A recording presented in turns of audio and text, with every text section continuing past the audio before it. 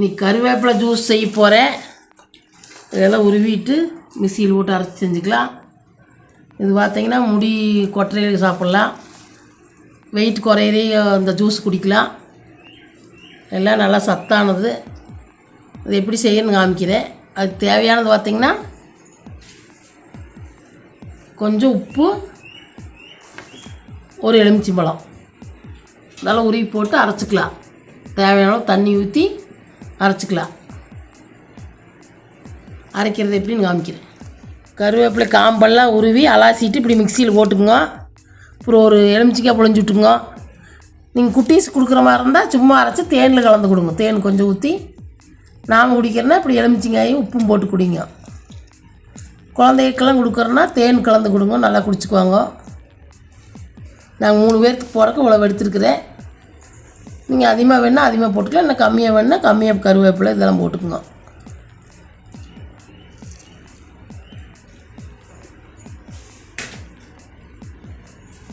உப்பு சேர்த்திங்க, தண்ணி சேர்த்திங்க.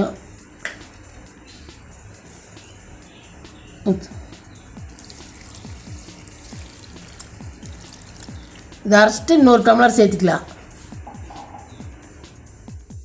இந்த அளவுக்கு அரைச்சிக்குங்க. நீ வடிச்சுக்கலாம். இந்த மாதிரி ஒரு சன்னடை வச்சு வடிச்சுக்குங்க.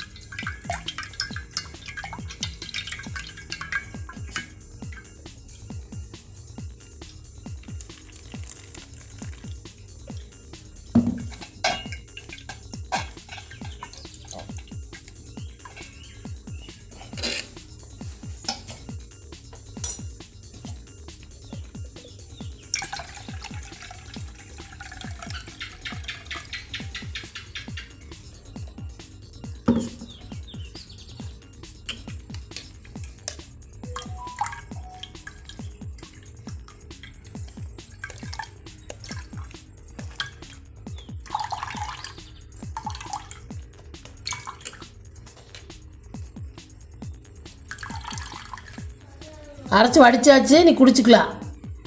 டம்ளரில் இப்படி ஊற்றி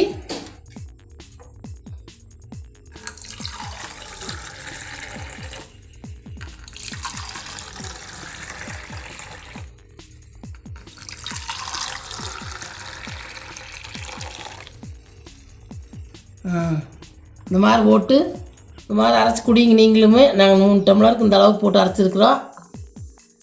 முடி கொட்டரைகள்லாம் இந்த மாதிரி அரைச்சி குடிங்க. வெயிட் குறைக்கிறீங்களா அரைச்சி இந்த மாதிரி வெறும் வயிற்றில் குடிக்கலாம். நீங்களும் இந்த மாதிரி போட்டு குடிச்சு பாருங்கள். பிடிச்சிருந்தால் லைக் பண்ணுங்கள், ஷேர் பண்ணுங்கள், சப்ஸ்கிரைப் பண்ணுங்கள்.